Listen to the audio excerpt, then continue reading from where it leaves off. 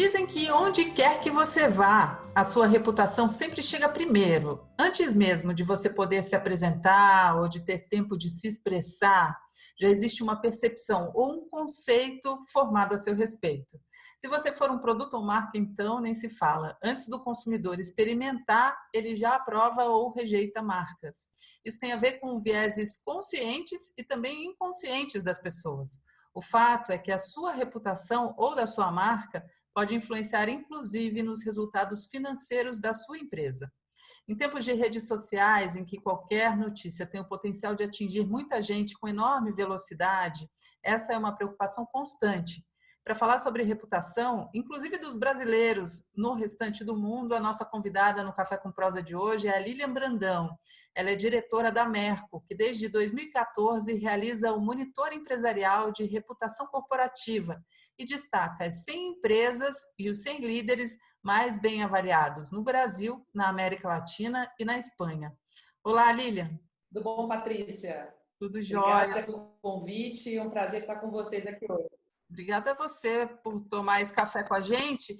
No Café com Prosa, eu, Patrícia Travassos, divido a entrevista com o meu sócio na Prosa Press, Clóvis Travassos. É ele que cuida dos nossos clientes corporativos e ajuda a criar planos de comunicação sob medida para cada marca. Tudo bem, Clóvis? Oi, Patrícia, tudo bem? Tudo bem, Lilian? Tudo bom, Clóvis? Um prazer estar aqui com você, tomando um café virtual. Como de costume, começa aí, Clóvis. Então, Lilian, bom, prazer revê-la. Queria começar ouvindo as suas observações aí sobre como é que as marcas se comportaram ao longo desse período recente que a gente passou, né, ou vem passando, né, onde as marcas vêm tendo um posicionamento perante toda essa questão da crise que nós temos vivido, né? Como é que você observou o comportamento que as marcas, de maneira geral, tiveram?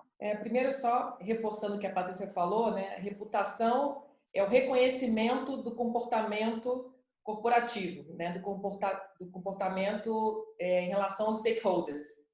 E o que eu tenho visto no dia a dia, durante essa crise, é uma ação muito ativa, né, das empresas.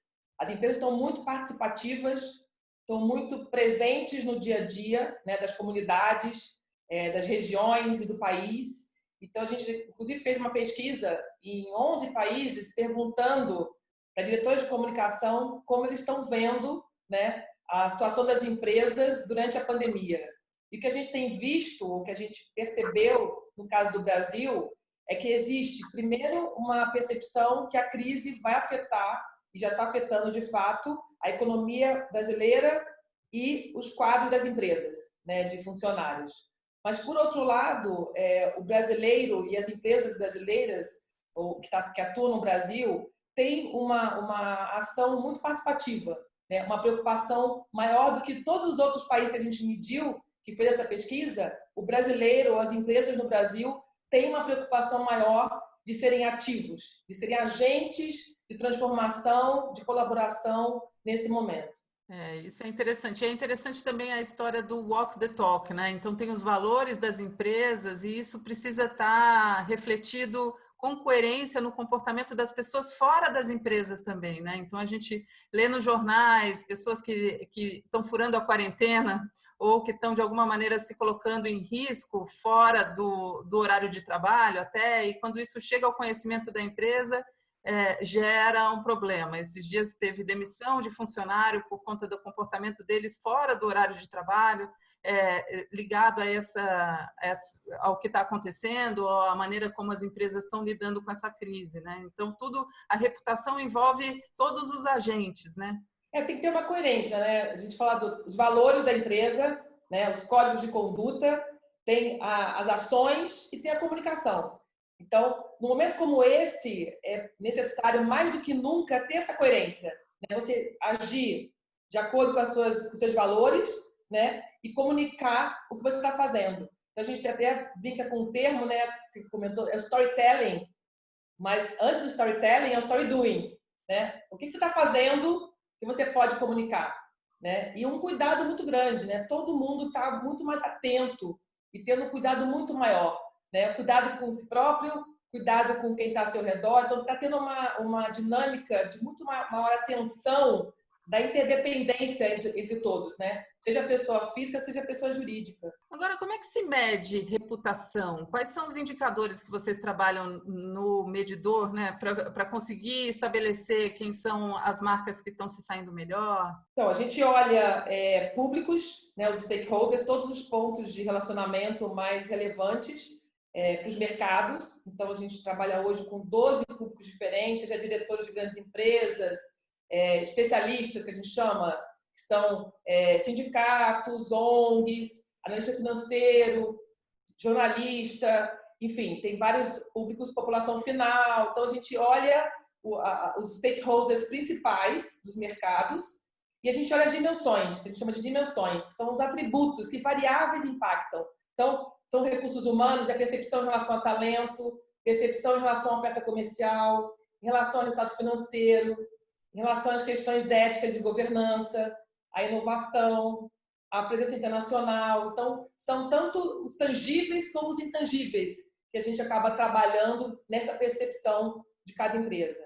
E aí, no caso, vocês fazem esse monitoramento, ele é um monitoramento pontual, assim como a pesquisa de clima está para o RH, você tem esse monitoramento pontual, anual, né, onde você olha o posicionamento da empresa e você tem instrumentos que você pode ir olhando ao longo do ano para poder ir acompanhando o desempenho da sua empresa. É isso? É mais ou menos essa relação funciona? A gente tem uma medição anual, né, nos 14 países onde a gente atua. A métrica é a mesma, então o mesmo questionário em todos os países. Então, as empresas podem, inclusive, fazer essa comparação de atuação, não só de evolução ao longo dos anos, né? No Brasil, a gente está desde 2013, mas na Espanha e América Latina, a gente está há 20 anos. Então, tem essa análise evolutiva das empresas, né? E tem a análise, inclusive, comparativa, né? Uma empresa pode ser a primeira num país e ser a 15ª no ranking em outro. Então, a gente traça, na verdade, o perfil reputacional de cada empresa, que a gente avalia quais são as percepções que os stakeholders têm em relação à empresa em cada um dos países. Então, o resultado é o perfil reputacional de cada empresa e aí os executivos dessa empresa, analisando o resultado, podem fazer ações concretas. Como é que eu estou sendo percebida por esse público, atributo a atributo? Então, aonde eu preciso melhorar? Que pode ser uma questão de ação, né? Eu não estou fazendo uma ação concreta junto a este público, né? Não estou sendo percebido, ou eu não estou comunicando.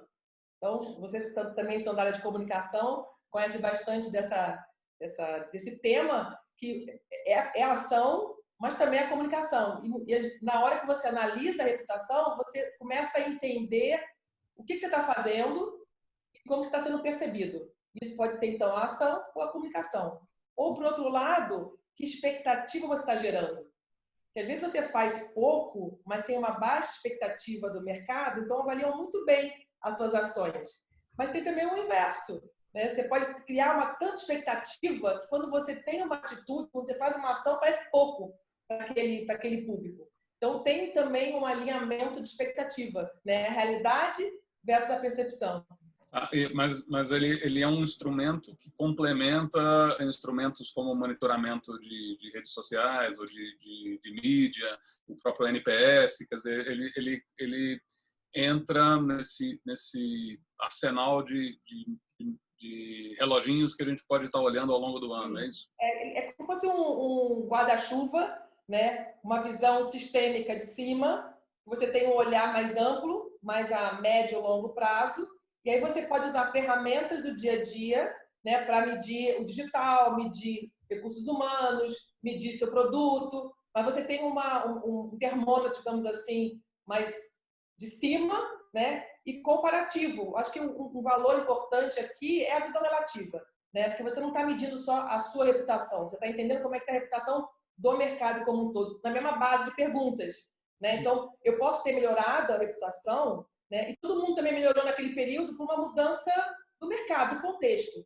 Agora, com a situação, né, com a crise que a gente está vivendo, também está acontecendo isso, né? As pessoas, quando respondem à pesquisa, podem todos estar mais críticos. E quando responderem em relação à sua empresa, pode não ser uma situação ruim só da sua empresa, uma avaliação da sua empresa. Pode ser que todas as empresas estejam uma avaliação mais negativa. E você conseguir olhar o todo e se ver comparado a outras empresas, nesse momento, é muito importante. Você entender, é uma tendência de todo mundo ou eu estou sozinho nessa situação? Né? Pois é, e aí nesse sentido eu te pergunto, a gente está ressignificando tantas coisas, será que reputação também está passando por essa reavaliação? O significado da palavra reputação, quem tem mais reputação? É aquela empresa que abraçou a responsabilidade social, que está de fato sendo mais empática em relação a essa crise?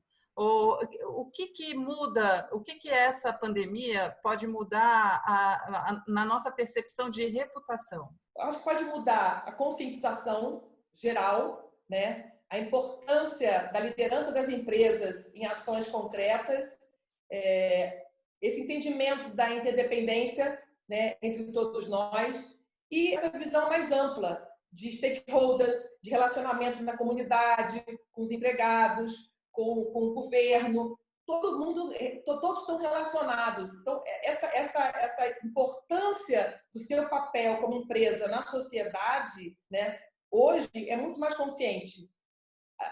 O mais objetivo, o mais simples é você olhar o seu negócio e o consumidor.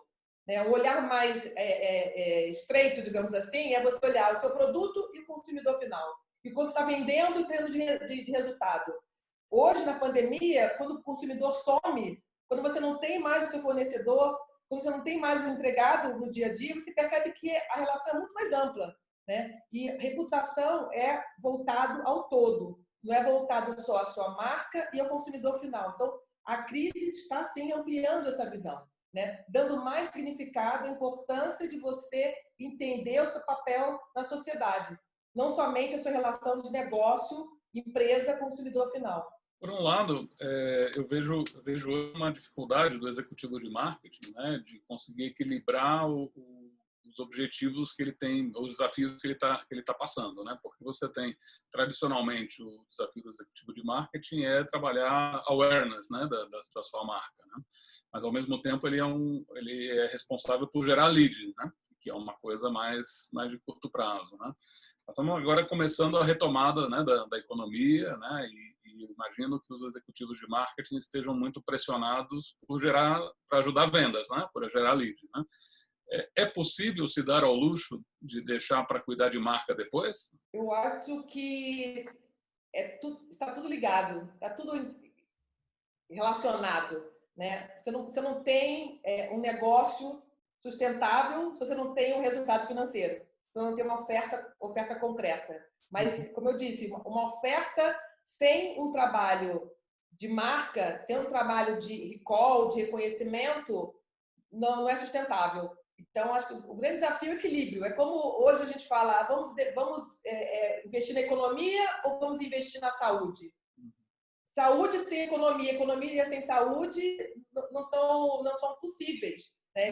Tem que haver um equilíbrio. Acho que a palavra-chave aqui é o equilíbrio. E ainda falando sobre essa transformação da reputação, isso já vem acontecendo ao longo do tempo. Talvez quando essas novas gerações estão chegando ao mercado consumidor, né, com muito mais abertura e querendo se engajar em causas sociais, em causas humanitárias, né, e querendo um posicionamento mais consistente das marcas em relação a assuntos que são polêmicos, mas que são importantes para esse público consumidor, né? Antigamente, alguns profissionais de marketing tinham receio de tomar partido ou de assumir um posicionamento em determinadas causas, e hoje, se eles não fazem isso, eles são vistos exatamente como quem está em cima do muro ou uma marca que não tem personalidade, que não se posiciona, né?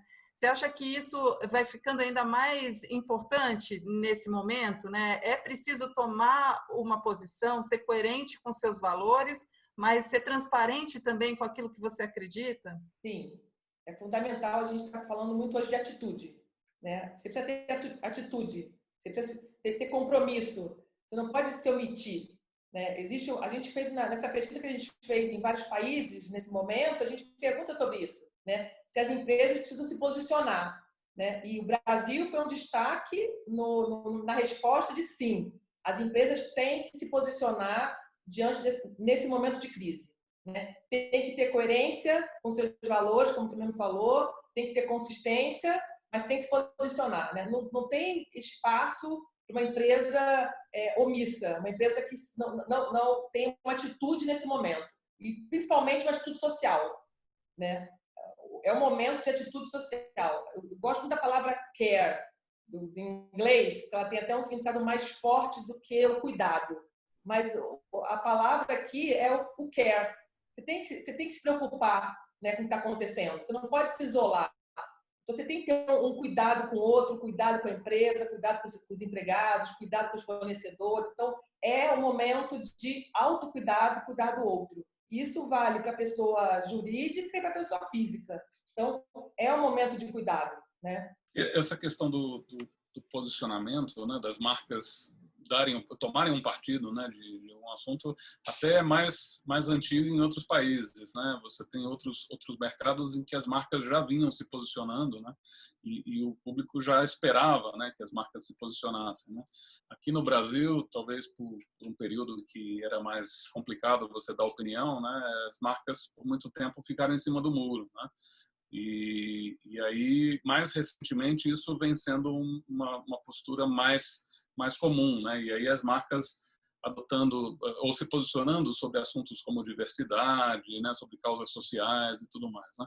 Agora, isso precisa ser efetivamente genuíno, né? Porque também um tiro que sai pela culatra é você entrar na modinha e não ter efetivamente aqueles valores, não acreditar naqueles valores que você tá defendendo, né? Eu ia falar isso, você usou o termo que eu usaria. O consumidor ou esse tipo de relacionamento não são ingênuos em acreditar em só o que se fala, né? Não o discurso é muito fácil. Agora, tem uma exigência do mercado em relação à coerência, né? Uma empresa que nunca teve uma preocupação social, que não tem nenhuma ação voltada à diversidade, voltada ao social, ao meio ambiente, de uma hora para outra, levantar uma bandeira sem ter nenhuma ação concreta, como você falou, é um tiro no pé, né? Você está indo contra, na verdade, uma consistência que a sua empresa tem que passar para o mercado, né? Então, primeiro você faz, então, assim, o step back, né? Então, você quer ter uma atitude? Então, primeiro você pensa o que você quer fazer, como você quer fazer, você vai fazer e vai comunicar. Então, aí você mostra essa coerência, até porque no meio digital, com todos os funcionários e pessoas de relacionamento da sua empresa, sabem de tudo que está acontecendo, né? Todos eles formam opinião, então se você não está fazendo nada, no dia seguinte as pessoas vão saber, né? Então não existe mais uma agenda oculta. Com a hiperconectividade, essa questão, a transparência é o tempo todo, 24/7, né? É um Big Brother, né? Tá todo mundo sendo visto e percebido o tempo todo. Então, por isso que a gente fala da reputação, que a essência, né, é o comportamento, né? É a coerência, é como você está sendo percebido, como você está agindo. Então, tem que ter uma coerência e um comportamento consistente, né? Faz parte não agradar a todos, né? Porque quando você se posiciona, você escolhe o lado A ou o lado B, não é isso? Quer dizer, então, se posicionar envolve essa questão de você ter ganhos, né? E perdas com esse posicionamento, é isso? Mas também tem a questão da confiança, né? Na verdade, as empresas têm um histórico, né? Tem uma história.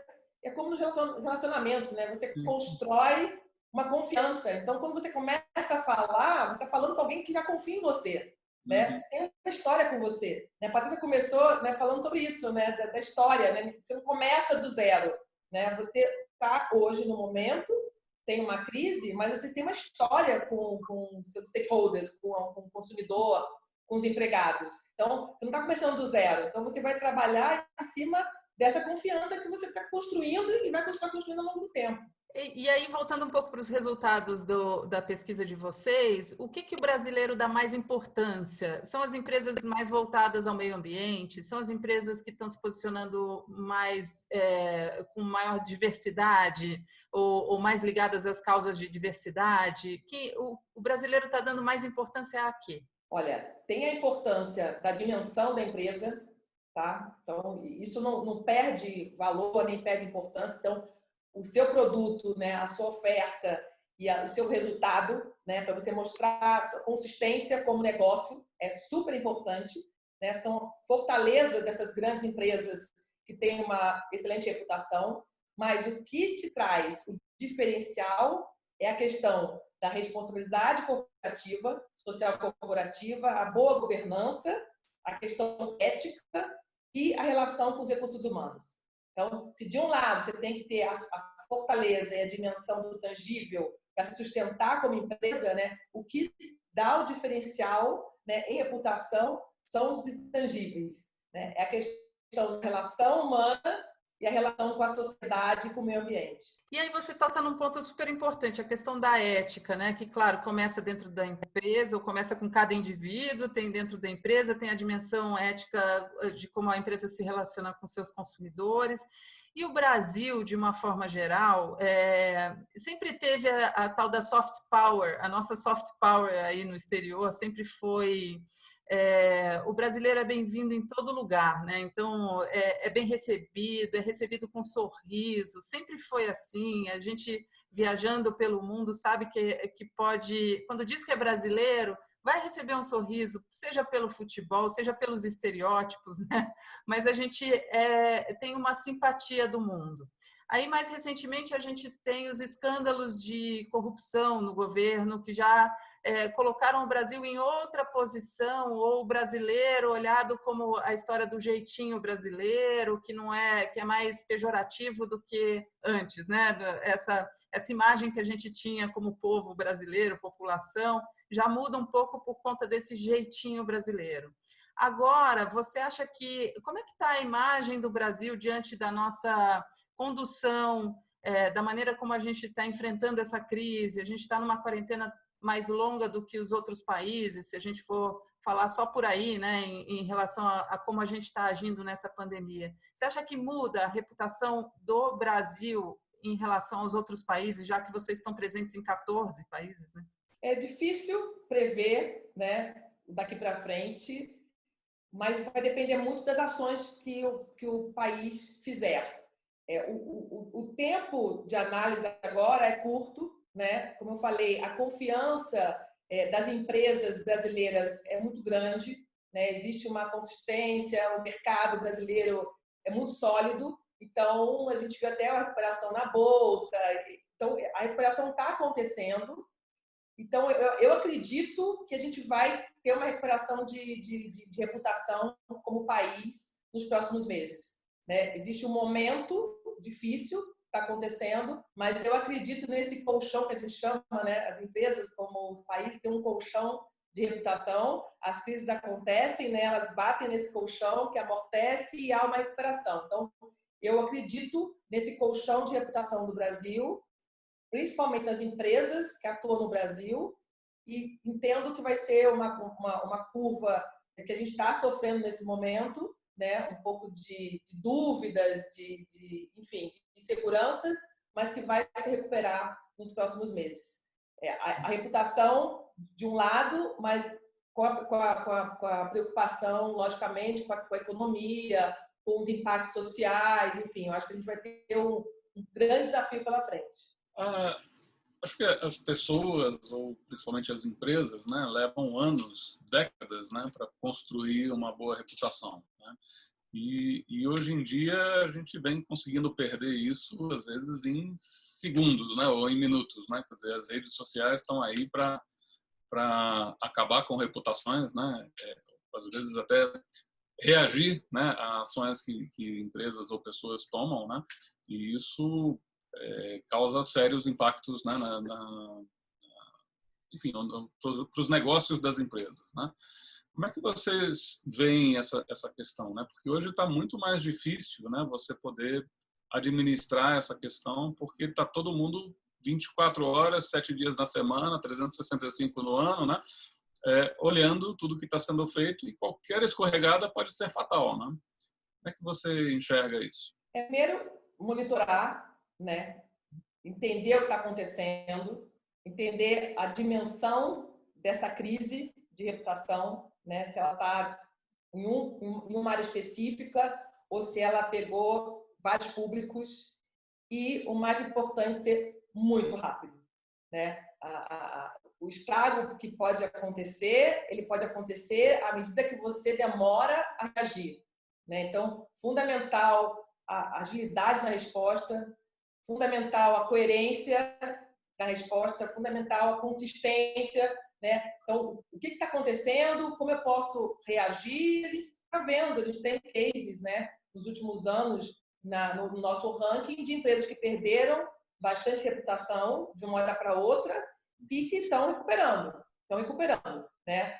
De fato, depende muito do tamanho da crise, né? Dependendo do problema, da gravidade, pode haver uma queda brutal, né? Ou pode ser uma pequena crise que você trabalha naquele entorno e consegue reverter rapidamente.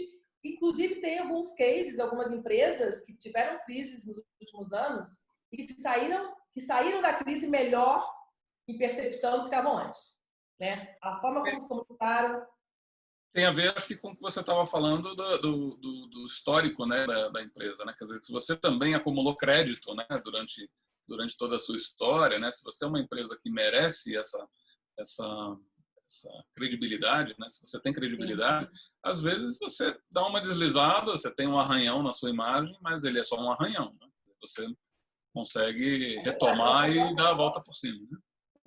Você vai a público, né, de acordo com esse stakeholder que você vai falar, diz assim, ó, eu errei, nós erramos, né? E o erro pode ser um erro coletivo, pode ser um erro individual, né? Alguém na ponta fez alguma coisa que estava contrária aos valores da empresa. Enfim, vamos reconhecer, vamos admitir, e o que a gente vai fazer para corrigir esse problema, né? Logicamente, tem gravidades diferentes, tem intensidades diferentes, mas o reconhecimento, uma ação concreta e uma comunicação clara e transparente pode fazer com que a reputação fique melhor do que estava antes da crise. A gente costuma falar aqui na Prosapress que a gente tenta transformar os clientes dos nossos clientes em fãs, né? Porque o fã perdoa esses deslizes, né? O fã é aquele que acredita tanto na marca que ele entende até quando ela erra, puxa, não é possível, aconteceu alguma coisa, não foi ela que errou, né? Foi algum outro problema que aconteceu, ou não é totalmente culpa dela, mas enfim, então a ideia é que a comunicação, o que precisa acontecer é que a comunicação tem que ser constante, muito transparente e muito voltada ao que realmente importa para aquele consumidor, para que ele crie essa relação mais estreita, né? E que a reputação dele esteja à prova de erros também, né? Esse vínculo, né? Cria-se um vínculo. Exatamente. A gente pode trazer isso até para a vida pessoal, né? Quando você tem um amigo que você confia, né? Se ele comete um erro, você fala assim, não, caramba, já fez tanta coisa boa, né? Isso aqui não foi por mal. Então, esse não foi por mal, logicamente, depende da gravidade do erro do outro, né? Mas você aceita, porque você confia, tem um vínculo, né? Como o Cláudio falou, né? Você está blindado, né? Não é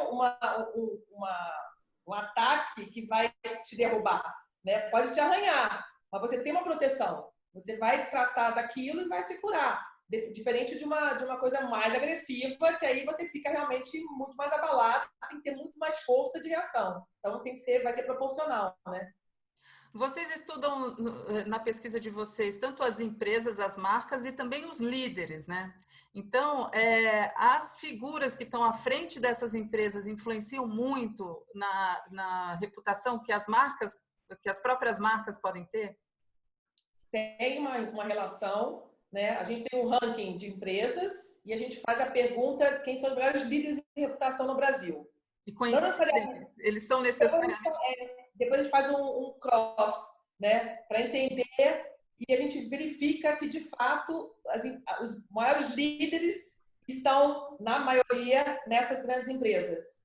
Mas existem líderes que não estão em empresa nenhuma atualmente, quer dizer, tem um valor uma reputação acima de qualquer empresa. Quer dizer, ele pode sair de uma empresa e ir para outra, que ele, como líder, tem a sua própria reputação. Naquela empresa, ele sai do ranking, né? É o líder na reputação do Brasil da empresa tal. A gente pergunta do líder. E tem alguns líderes que saem da empresa e não constam mais no ranking. E tem algumas empresas que estão no ranking há vários anos e que não tem nenhum líder no ranking de líderes.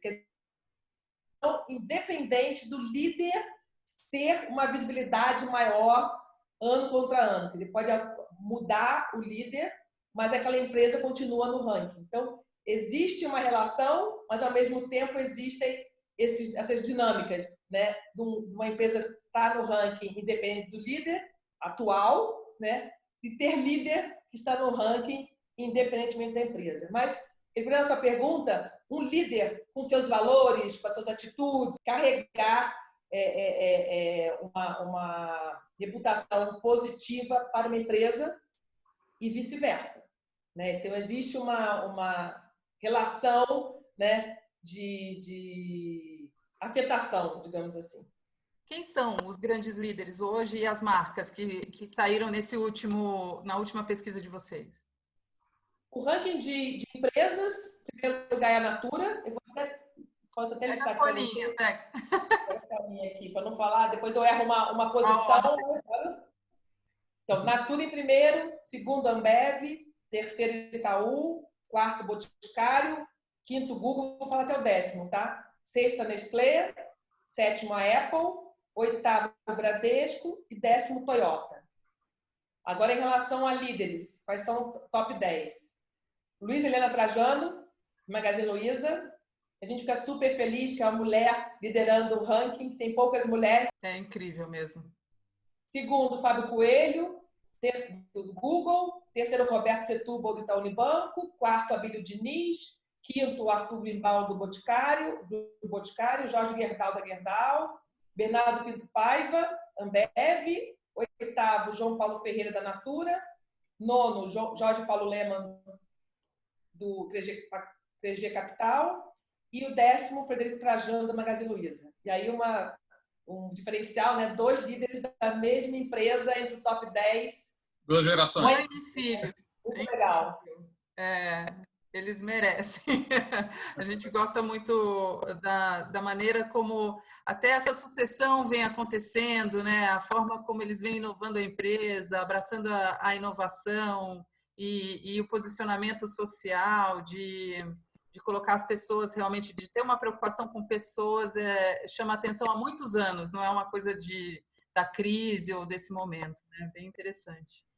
O legal que é percebido, né? E o legal é que assim, a gente tem uma ferramenta, uma métrica que mostra como essas ações fazem diferença na percepção, né? Que existe um retorno, né? Retorno para todos os lados, é um ganha-ganha, né? Total. Clóvis, mais alguma pergunta? Acho que é isso. Acho que é um assunto que é essencial para qualquer empresa, de qualquer tamanho, né? Logicamente, com as possibilidades do tamanho de cada empresa, né? De usar métodos mais ou menos sofisticados, né? Mas cuidar da sua reputação, seja você tendo um negócio de bairro, um negócio pequeno, é essencial para você conquistar e manter o relacionamento com seus consumidores, né? Então, acho que é um tema que precisa estar no radar de todo executivo de marketing, né? Isso mesmo. Lília, muito obrigada. Muito obrigada. Eu que agradeço por compartilhar essas reflexões com a gente, o resultado da pesquisa. Muito interessante que a gente possa olhar para isso, para criar mais vínculos aí com os nossos clientes e com os clientes deles também. Obrigada. Eu agradeço a oportunidade, fico à disposição, que eu puder contribuir. É sempre uma troca, né? E a mensagem que eu comecei e termino é cuidar, né? Vamos cuidar uns dos outros, cuidar da nossa cidade, cuidar do nosso país, para termos um mundo melhor. Essa é a ideia, né? Responsabilidade corporativa, responsabilidade pessoal com o outro, para a gente fazer um mundo melhor. Valeu, um beijo grande. Obrigada, viu? Um beijo, prazer. Um abraço. Beijo, obrigado.